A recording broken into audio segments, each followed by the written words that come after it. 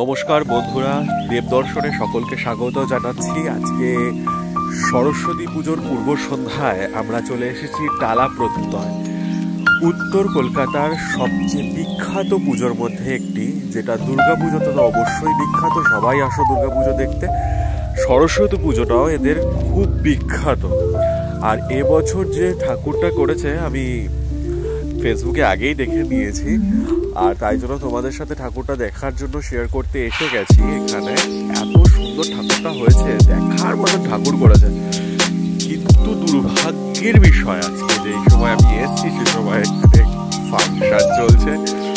এখানে পুরো সিট বসা জায়গা করে দিয়েছে, এখানে সামনে যাওয়ার কোনো জায়গা নেই।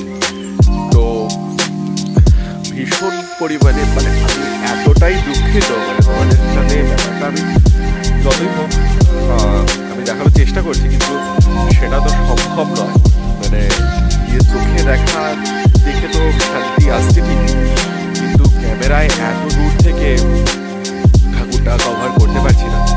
কিন্তু বিশ্বাস করো, ভীষণ ভীষণ ভীষণ সুন্দর করেছে।